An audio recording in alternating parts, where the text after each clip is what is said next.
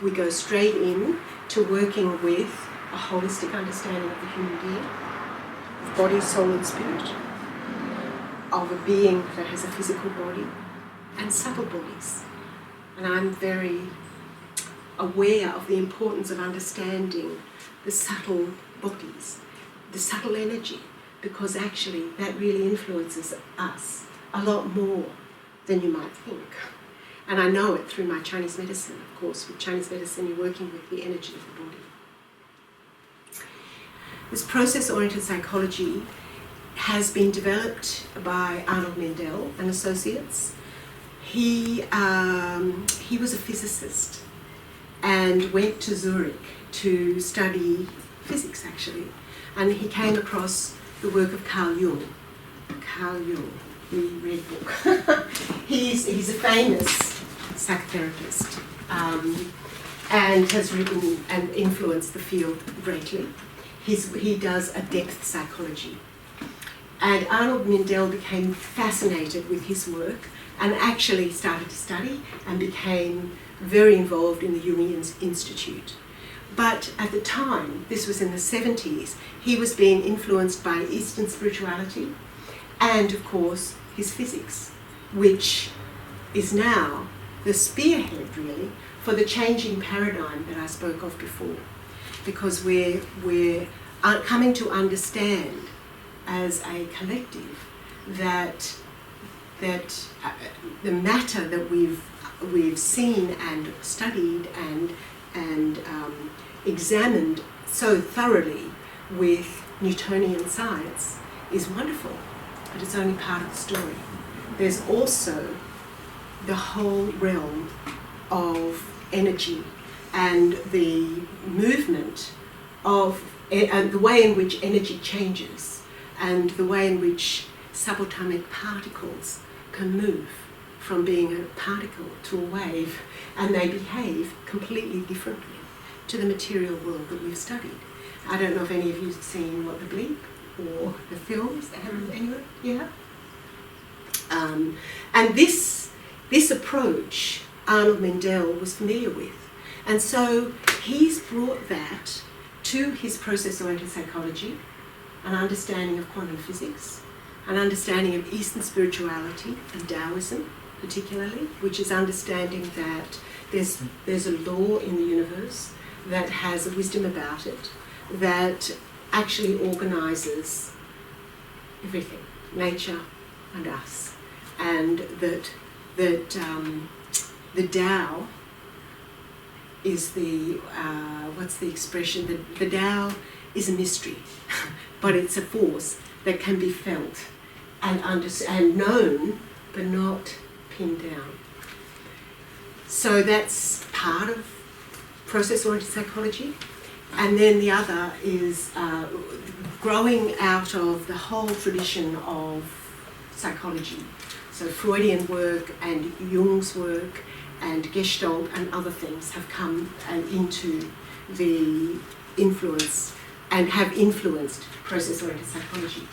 So now, process work, it gives a lot of very specific skills in understanding the process that's present in the moment, and skills to see what are the signals that are showing how it wants to unfold, how that process wants to unfold in a person.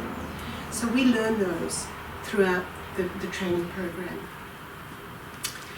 And work with, first of all, the basic principles of process-oriented psychology, and then how to apply that to very specific areas, such as trauma, abuse, grief, loss, death, the mysteries of life,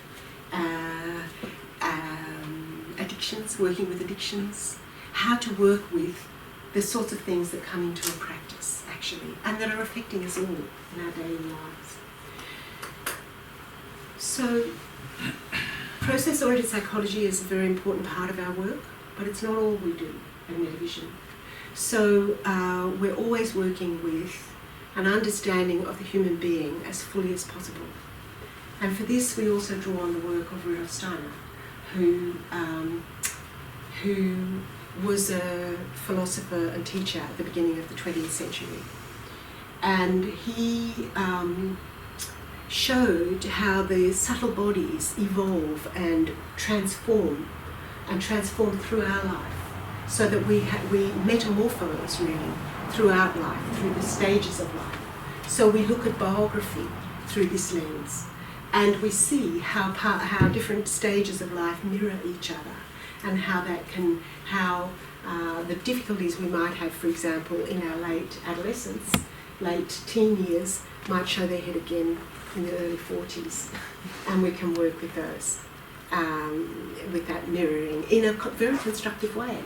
And how when you are coming into older age, there's an enormously wonderful transformation that occurs that allows a greater wisdom naturally to come. But as the physical body declines, our spiritual life increases. And so this is a way in which we also work with the journey of the human being through life. One of the things that I love working with is understanding the life myth, or the journey principle that each individual person has. Each person is unique, individually different. Our fingerprints are different, our face is different. Everything about our life is unique. How can we work with that person in a unique way is what we're looking for. A lot of Western medicine is based on epidemiology. It's looking at the statistics and the movements in the population as a whole. And so there are generalizations made. We don't work that way. We don't focus on depression and say this is the way you need to work with depression.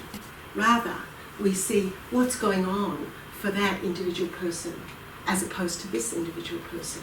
And if they might both have been diagnosed with depression, but its expression and its way of treatment could be very different.